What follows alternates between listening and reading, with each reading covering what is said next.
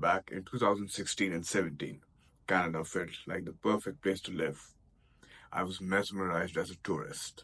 But fast forward to 2024, when I finally moved here, I quickly realized Canada is not the same place anymore. So, what happened? I will tell you the reality that no one else speaks about. What really changed in the last decade in Canada? So, firstly, Canada is undergoing a massive housing crisis. And this is one of the very important factors that has led to a decline in the average standard of living of Canadians. Firstly, Chinese investors have had a very pivotal role in reshaping the Canadian real estate industry. Let's take Vancouver for example. A lot of Chinese investors bought very high value properties to preserve and accumulate their wealth. Now, some of this investment was legal and some wasn't. A lot of high net worth Chinese businessmen and entrepreneurs moved their capital to Canada through proper means and channels simply to diversify their investment. On the other hand, some of this investment also came from black money. This was linked to drug and other such crimes. And sadly, Vancouver quickly became a hotspot for money laundering. So, what happened is this massive investment in real estate caused the property prices to shoot up and inflate. On top of that, these properties were simply a means of accumulating and gathering their wealth. A large part of these properties were vacant and unused.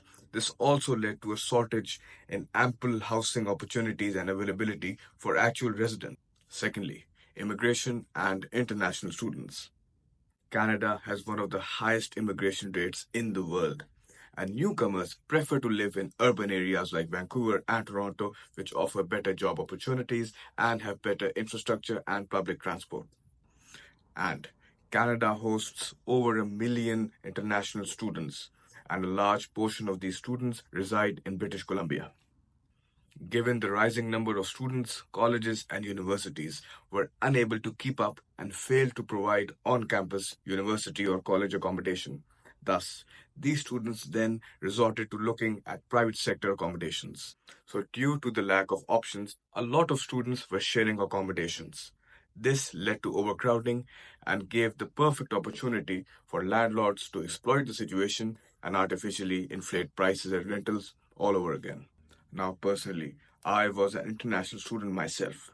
I went to the UK to do my master's degree.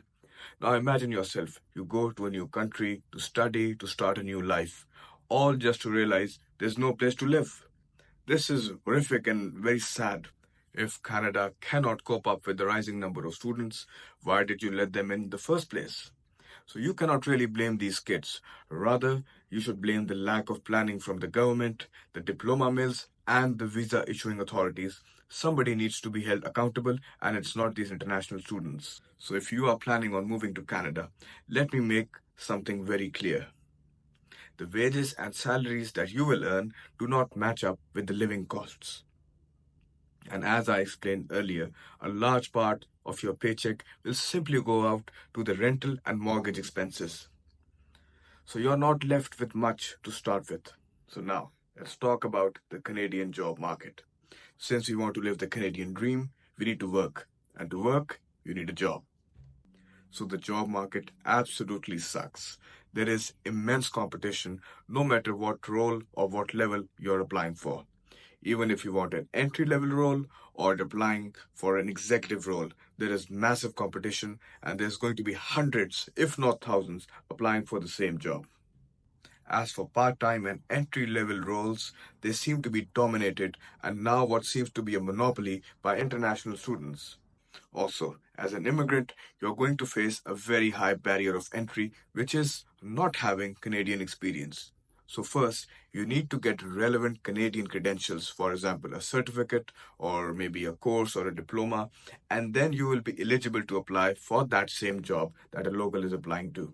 So a high cost of living and a bad job market.